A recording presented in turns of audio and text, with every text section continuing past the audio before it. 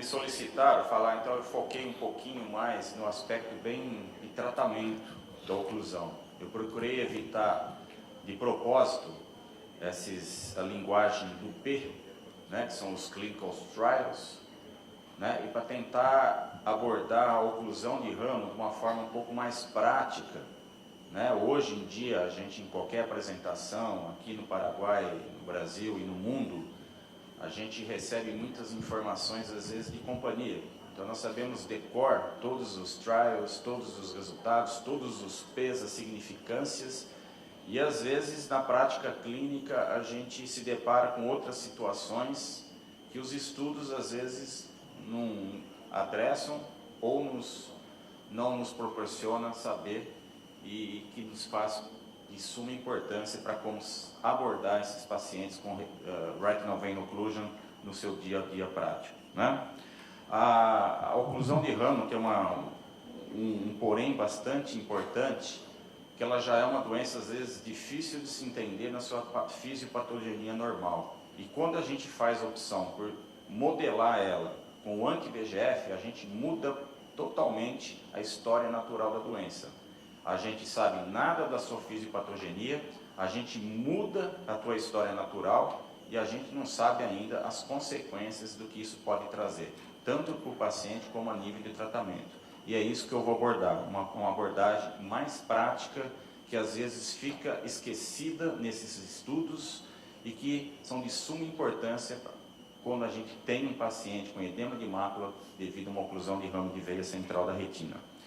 Então, quando a gente se inicia em alguns estudos, a gente tem duas fases, e a oclusão não é muito diferente disso, a oclusão de ramo venoso. A gente tem uma fase inicial de qualquer investigação científica, que é a falta de dados, a pouca informação científica que a gente tem em relação a uma doença, ou, particularmente nesse caso, de um tratamento. Então, a gente tem um nível de confusão muito alto, porque a gente tem anti-VEGF funciona, mas como tratar? Por quanto? Injeção, PRN, tratamento, extensão, 1 ano, 2 anos, quando que a doença se encerra, quando eu estou livre, eu posso efetivamente dar alta a esse paciente. E nós temos uma fase que nós estamos chegando agora, não é a fase de pouca informação gerando muita confusão, na realidade é muita informação e os níveis de informação, de confusão voltam a ser altos, porque a gente tem muitos dados e a gente não sabe digerir, e a gente não sabe ainda o que fazer exatamente com esses dados. Né? De tal forma que hoje, se a gente tiver um medidor de confusão, em oclusão de ramo, como assim diabetes, e também extrapolaria para DMRI, do mesmo jeito. Né? A gente tem drogas que a gente sabidamente mostrado pelos estudos clínicos funcionam, só que a gente tem vários questionamentos. Como tratar, quando tratar, que paciente tratar, de que forma tratar, quando parar. Então, são todas dúvidas que nós ainda temos para patologias bastante frequentes no nosso dia a dia. Então, a gente baseia nossos conhecimentos muito em estudos clínicos. A gente deixou de ser pesquisadores. Mesmo a nível dos Estados Unidos hoje, né, são poucas as pessoas que pesquisam. Né? Muitos são speakers das próprias companhias que vêm entregar pacotes acadêmicos já definidos, resultado de estudos clínicos. Os estudos clínicos que essas companhias fornecem, né, todos estes, eles não são estudos para nos ensinarem a tratar, são estudos para se aprovar droga no mercado. Então, o que as companhias não falam? Essa droga funciona. Como tratar? Vocês desculpam. Exatamente é isso a confusão que a gente tem no mercado. Então, a indústria sugere a nós, e todas são bons, potenciais tratamentos. Os médicos, na realidade, querem saber como usar esses tratamentos. Né? Na realidade, o tema que eu vou abordar, como tratar RVO, Retinal Vein Occlusion. Então, a gente tem, apenas capitulando, algumas formas, variações, que não é o que eu vou me deter, nós somos todos especialistas. Então, nós temos as formas de ramo e as formas de artéria central, que têm alguns comportamentos diferentes. Então, a gente tem que entender também a fisiopatogenia dessas doenças, porque se a gente abordar essas doenças de uma forma igual, todas iguais, a chance de a gente não ser bem sucedido, como é no edema de mácula diabética, é bastante grande. E a gente tem a oclusão de ramo, é uma doença bastante frequente, daí o interesse que todos nós temos entre oclusão diabetes DMRI, praticamente é o dia a dia do retinólogo, e apesar de a gente estar falando de oclusão de ramo, tem uma coisa comum a todas essas doenças, que é o edema de mácula, mesmo na DMRI, que o Leite abordou, que na realidade não está tratando uma membrana, mas na realidade o que nós estamos realmente efetivando a proposta do tratamento é o edema de mácula, né? Não é a membrana em si, talvez.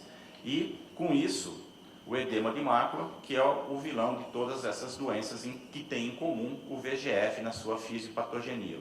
Como forma de tratamento nessa doença, nós temos 3 formas de tratamentos hoje. Talvez algumas mais antigas, ineficazes, algumas mais modernas. Qual que é realmente a mais eficaz? Como abordar esses pacientes? Então, nós temos praticamente no mercado hoje 3 propostas de abordagem terapêutica no edema de mácula devido à oclusão de ramo de veia central da retina. Depois eu vou falar um pouquinho a parte de não perfusão e laser. Né? O laser, no caso o grid, o anti-VEGF, nas suas, né, o Eylea, Lucentis e Avastin, e os esteroides, que podem ser a triamcinolona, né, e o Ozurdex. Como se usar isso? Como tratar? Então, uma das principais coisas a gente entender, e isso a gente já falava há muito tempo, chamava atenção para isso, por isso que eu parei de fazer um pouquinho de laser, né, na época, que é o quê? É importante algumas dicas importantes de tratamento. O tempo para se iniciar o tratamento. A gente tem dos estudos antigos que para fazer laser a gente esperava 3 a 4 meses e aí esperava as hemorragias sumirem para aí se aplicar o laser, né?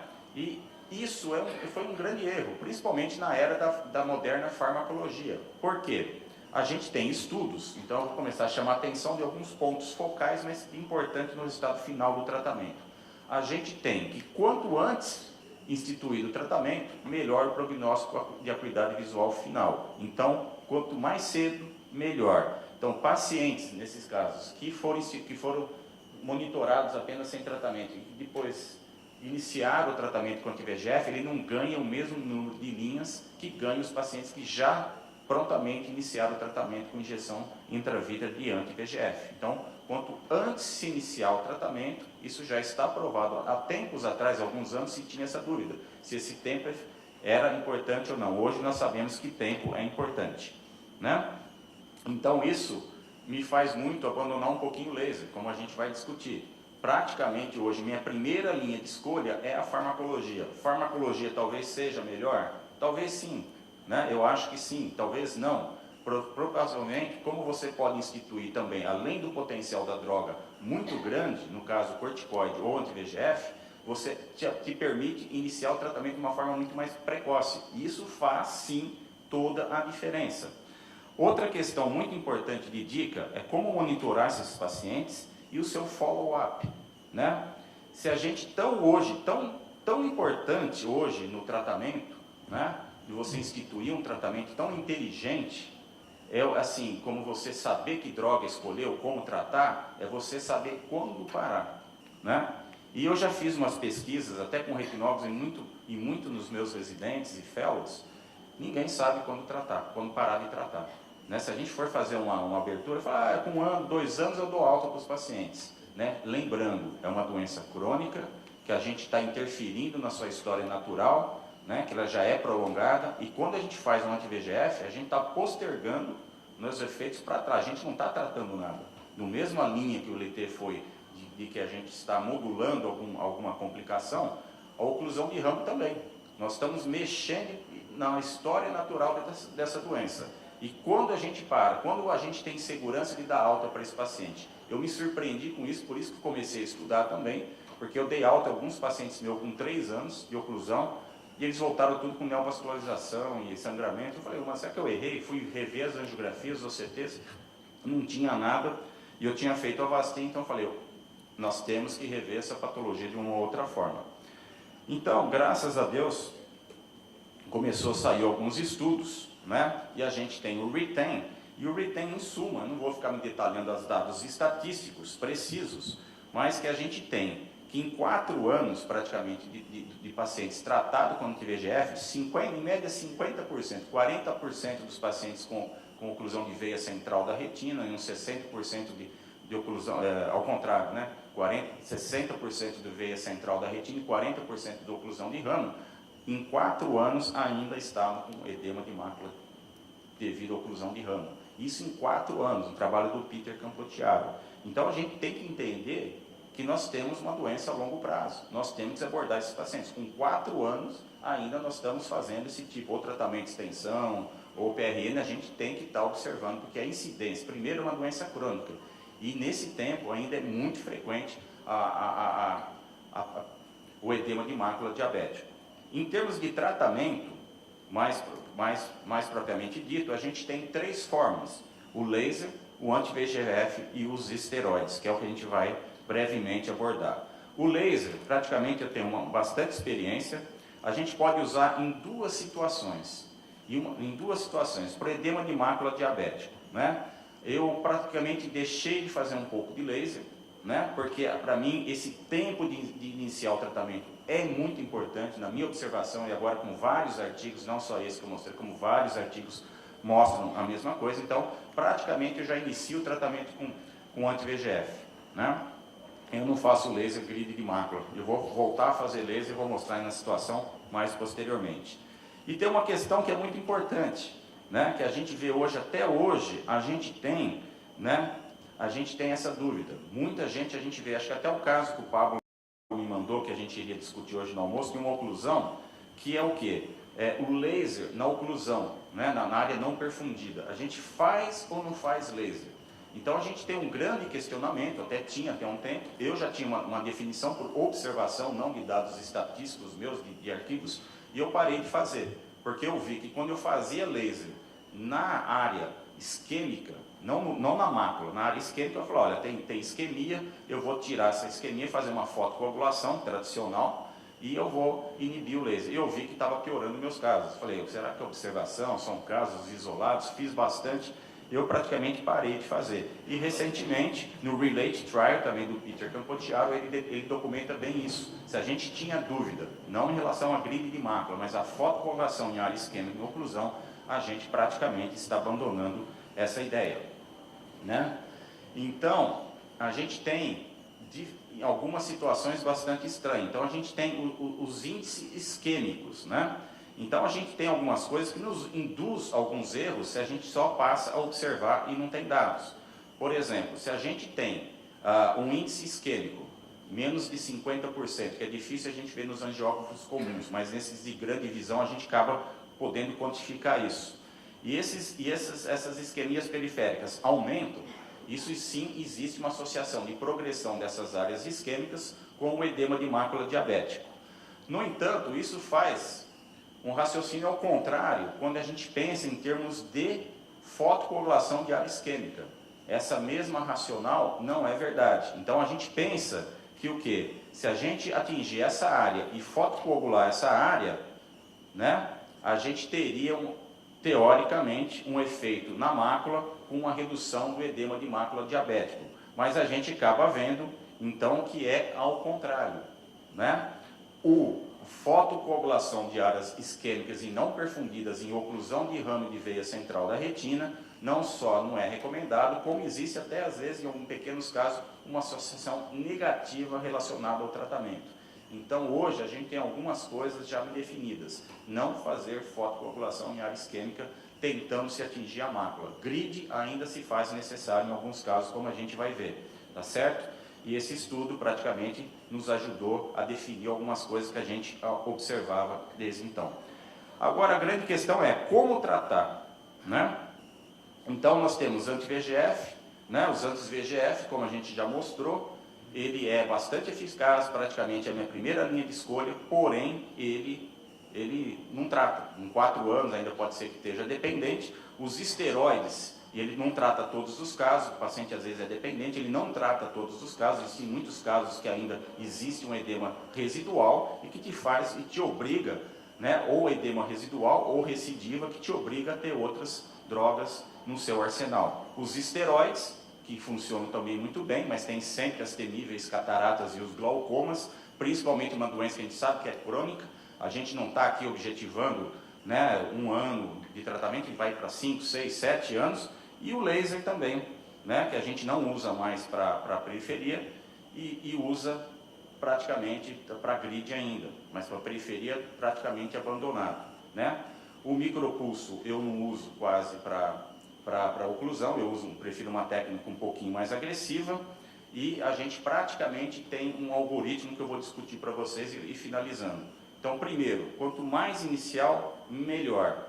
Qual que é a melhor droga? Não existe, nós temos que combinar as três. Como que eu sugiro? Esse é o último slide. Como que a gente tem feito, como eu tenho tratado esses casos, né? Sabendo que é inicial, então eu já trato com droga. Eu faço pelo menos 6 aplicações de anti-VEGF, né? Faço 6 aplicações de anti-VEGF, nunca entro com corticoide, nunca entro com laser, já entro com droga, faço anti-VEGF. Meu anti-VEGF de escolha é o Eylea, que eu acho que é um pouquinho melhor, mas se o paciente não tem, a Avastin tranquilamente, né? E logicamente, se após 6 injeções iniciais, né, o edema se resolveu, eu praticamente seguro, por quê? Eu seguro as injeções, em torno de 12 a 15% dos pacientes pode sim abandonar, não precisar mais de injeção, e como eu estou num país pobre também, que meu seguro limita o número de injeções, eu sigo mensalmente, e muitos pacientes a gente libera e não precisa mais de injeção com 6 injeções. Eu não faria 3, tem gente que já faz início, tratamento de extensão do início, faz uma PRN desde o início. Eu acho que oclusão realmente você precisa um pouquinho mais um tratamento agressivo no início, né? Então a gente faz 6. Se após esse praticamente um ano não tem mais edema de mácula, né, eu praticamente aumento o período de observação, e se nesse período ele teve a regressão do edema de mácula diabético, então eu faço o laser, no laranjado aqui, eu faço o laser, aí num grid convencional, não o ETDRS, mas um short pulse, eu adiciono o laser e volto a fazer 6 injeções mensais, né? Se nesse caso, após um laser e mais 6 injeções, houve completa resolução do edema, eu faço outro grid e aí eu faço um tratamento de extensão, porque eu já sei que esse caso ele já regrediu, então ele tem potencial para regredir outra vez. Então eu não paro, eu não faço PRN, eu faço laser e eu faço tratamento de extensão, que é um paciente que já deu sinais de potencial para cronificação. Agora, se esse paciente também, ainda agora, apesar de quase 12 injeções, 2 lasers, ainda persiste o edema de mácula, é aquele paciente que nós vamos ter problema. Então, nesse caso, eu faço um outro laser, faço mais um grid, e aí eu troco para Ozurdex ou triancinolona, né? Praticamente não tem muita linha de diferença de tratamento. Entre Ozurdex e triancinolona já temos estudos na literatura. Nesse caso agora, um segundo cenário, o edema de mácula desde o início é persistente, eu faço laser já no início, no laranjado aqui, eu faço laser e mais 6 injeções. Se o paciente melhorou, sempre a melhora é bem-vinda, eu faço um laser, que ele já não teve uma boa resposta inicial, e um tratamento de extensão nesses casos, né? Agora, se o paciente também não melhorou, edema de mácula persistente, eu faço um laser e já passo esse paciente também para corticoide, né? E corticoide aí, se for Ozurdex, a cada 3 meses, não acredito em Ozurdex, é mais que 3 meses, triancinolona também é bem-vinda, e assim, 5 ou talvez até 10 anos de seguimento. Não tem como a gente não seguir menos esses pacientes. Obrigado pela atenção. Este algoritmo nos deja a nosotros pensando qué hacemos, ¿no? Y realmente me gustaría escuchar opinión de Elite al respecto y de Andrés al respecto de su opinión de la oclusión. ¿Pueden dejar ese slide, por favor, el algoritmo? É um algoritmo baseado um pouco na evidência científica e tratamento diário da gente, né? Yo no lo he estudiado tan científicamente como Cardillo, o sea, pero sí inicialmente mi tratamiento de elección es un anti-VEGF, y si uno no funciona, pues yo no me voy a 6 para determinar si funciona o no, sino probablemente 2 o 3, a menos que hayan iniciado con Eylea, porque si he empezado con los otros 2, generalmente pienso que Eylea tiene más potencia y puede secar más. Y como dice Cardillo, no hay que olvidarnos del láser, es importante. En algunos casos particularmente con oclusiones de rama puede ser beneficioso utilizar el láser de micropulsos. También esteroides los metemos ahí, pero sí es una frustración, más que todo en las oclusiones, no tanto de rama, pero más que todo las oclusiones centrales. Pues sí te quería hacer un comentario con respecto a lo de fotocoagulación de las zonas isquémicas.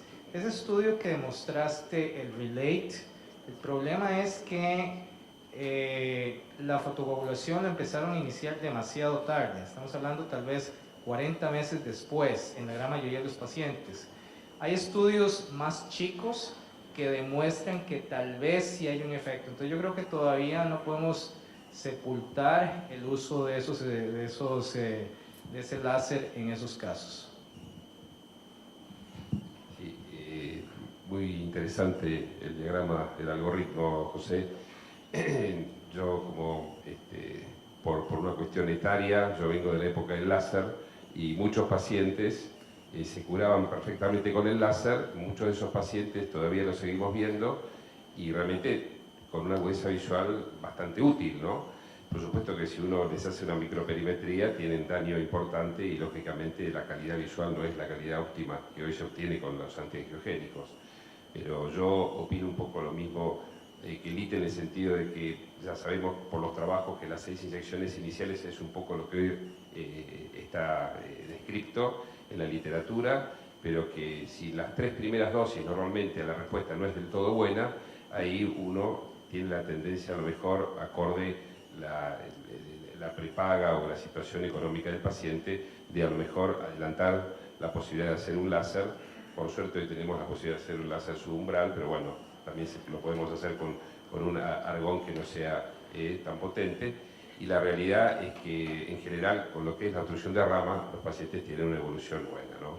Siempre y cuando tengamos en cuenta que son pacientes que tienen también su alteración sistémica y muy probablemente tengan hipertensión arterial y también tengamos que cuidarlos sistémicamente. Y el rol de los Urdex, el rol de la triamcinolona o de la medicación de corticoide de liberación sostenida es una posibilidad latente en justamente pacientes que, a pesar de hacer todo esto, no hay mejora sustancial. Así que a mí me pasa un poco como esto, pero un poco resumido, no lo extiendo tanto.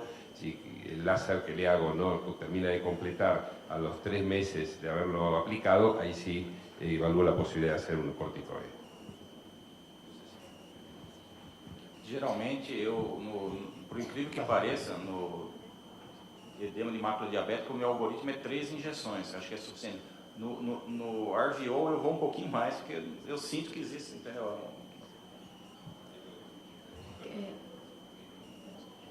Quería comentar un poquitito lo que es mi experiencia con relación a los pacientes con isquemia periférica. En la mayoría de los hospitales donde trabajo es muy difícil que el paciente cumpla los controles mensuales. Muchos de los pacientes vienen del interior, muchos no tienen ni para el pasaje para llegar al hospital. Entonces, la isquemia periférica me asusta porque cuando finalmente vuelven con su hemorragia vítrea. Y aquí en nuestro país, acceder a la vitrectomía es aún más difícil. Entonces,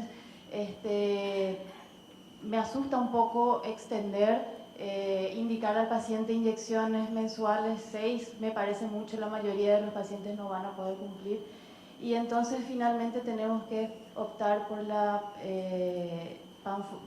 fotocoagulación más temprana. Tal vez empeore el edema, pero por lo menos el paciente va a tener alguna visión que va a evitar que el paciente choque con las cosas, ¿verdad? Esa es mi experiencia. Mas os estudos antigos mostram, né, que não tem uma associação benéfica com fotocoagulação profilática na área isquêmica. A neovascularização ela vai ocorrer independentemente do laser, os estudos antigos, né?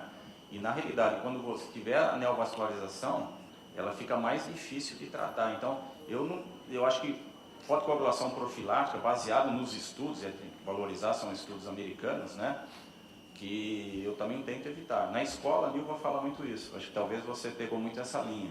Mas a fotocoagulação preventiva de área isquêmica, ela, pelo contrário, existe até uma associação negativa. Acho que o Lite talvez queira completar. Sí, creo que lo que dice José es cierto. Esos son los estudios del CBOS. Entonces en el CBOS se vio que realmente si no tenías neovascularización del ángulo o 2 horas en el iris, fotocoagular profilácticamente realmente no da ningún beneficio, y como dice José, probablemente fuese más difícil de controlar con láser posteriormente.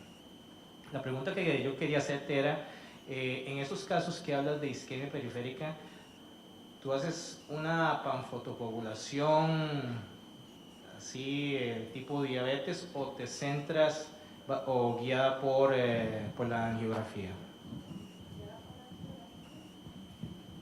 Guiada por la angiografía, fundamentalmente. Es lo siguiente, yo sé que la neovascularización puede aparecer. Hoy por hoy los factores antivasogénicos me tranquilizan mucho, porque cuando empecé a hacer y no tenía factores vasogénicos, antivasogénicos, yo tenía que hacer una flu antes de los 3 meses y hacer láser, porque si no corría alto riesgo de que mi paciente neovascularizara, ¿verdad? Hoy por hoy, utilizando antivasogénicos, ese apuro disminuyó mucho y puedo darme un tiempo para ver cuál es el estado general de esa retina con respecto a lo que es isquemia, con respecto a lo que es el edema en sí. Yo también concuerdo en empezar lo más antes posible con las inyecciones de antivasogénicos para disminuir el edema. Pero en mi conciencia pesa que si yo no hago una fotocoagulación en el momento que tenga que hacer, cuando ese paciente venga con una rubeosis de iris y tenga que ponerle una placa para que pueda estar drenando, entonces yo creo que no hice lo que tendría que haber hecho. Para mí, yo hago sí un láser profiláctico también, o sea, preventivo, ¿verdad? En la periferia sobre la zona isquémica. Yo no te digo, vos me vas a decir, puede aparecer igual, va a ser esto, aquello, pero si aparece y yo no hice, considero mi culpa que haya aparecido porque no hice lo que podría haber evitado. Quiero hacerle una pregunta a Félix. Félix, en tu experiencia, ¿tú has visto menos glaucomas neovasculares en tus servicios secundarios a estas patologías, o después, digamos, de 10 años para acá? ¿Tú crees que los antiangiogénicos han modificado la historia natural de esto?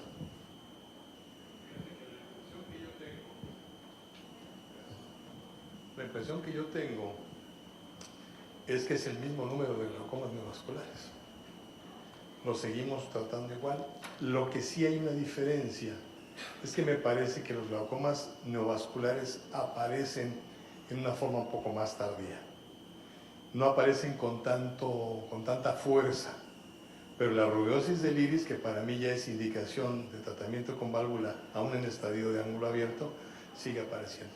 Vemos menos fases agudas de ángulos cerrados abruptos, de esos que se cerraban de un viernes a un lunes, ¿no? Pero seguimos viendo el mismo número, yo creo que de glaucomas neovasculares quirúrgicos. Yo creo que tenemos 2 tipos de pacientes. Uno es el que vemos en el consultorio privado y otro es el que vemos a nivel de hospital, que es el que dice Sara, que viene y no sabemos si va a volver a control. Y en el consultorio privado podemos controlarlos perfectamente, probablemente sin necesidad de hacer un láser rápidamente y verlos mensualmente. Es un poco diferente la forma de ver esos pacientes. En el hospital muchas veces es lo que nos ocurría cuando éramos médicos integrales, como dice el doctor, y hacíamos glaucoma y todo eso, operábamos más rápido glaucoma porque no sabíamos si iba a volver el paciente, ¿verdad? Entonces creo que en pacientes de hospital, los cuales no sabemos si le vamos a ver enseguida, tendríamos que ser un poco más agresivos con el láser probablemente.